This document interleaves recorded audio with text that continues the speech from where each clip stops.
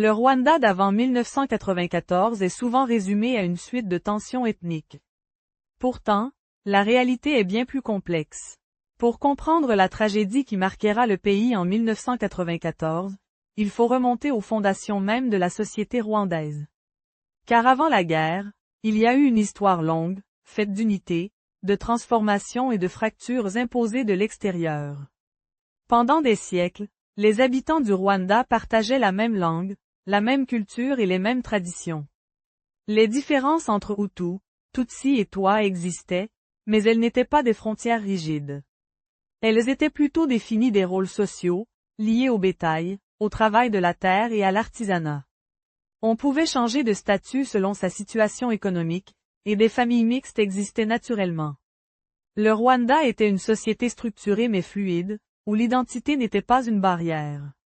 L'arrivée des colonisateurs européens transforme radicalement ce paysage. Les Allemands d'abord, puis les Belges, introduisent de nouvelles catégories.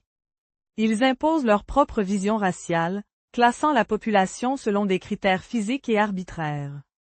Les Tutsis sont présentés comme naturellement supérieurs, plus proches des Européens, et reçoivent l'accès à l'éducation et aux postes administratifs. Les Hutus sont relégués à des rôles inférieurs.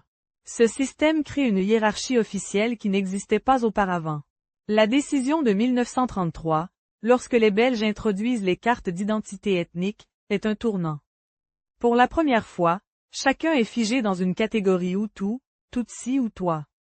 Cette classification administrative transforme une société organisée en une société divisée.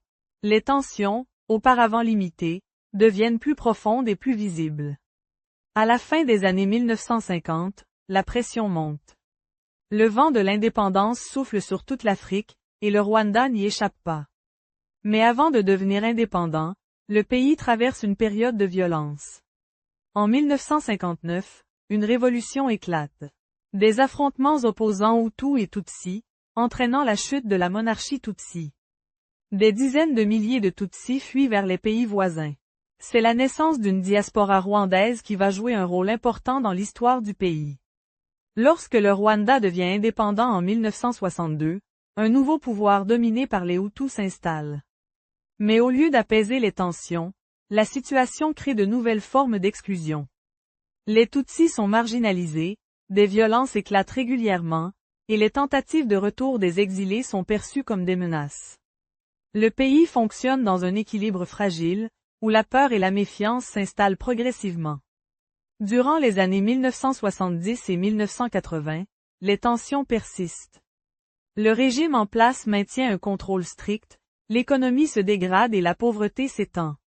Pendant ce temps, les réfugiés Tutsis grandissent dans les pays voisins. Beaucoup d'entre eux, nés en exil, n'ont jamais connu le Rwanda mais rêvent d'y retourner. C'est dans ce contexte qu'émerge le Front patriotique rwandais, formé en grande partie des exilés Tutsis. Leur objectif est de mettre fin aux discriminations et de revenir sur leurs terres. En 1990, lorsque le FPR lance une offensive militaire depuis l'Ouganda, le Rwanda bascule dans une guerre civile.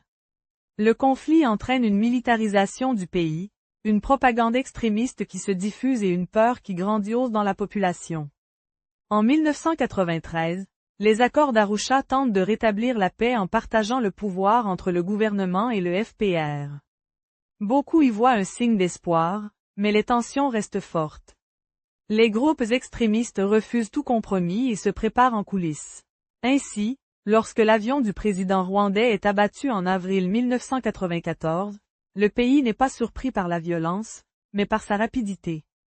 Le drame qui suivra n'est pas né en un jour. Il est le résultat de décennies de méfiance, d'injustice, d'exclusion et de propagande.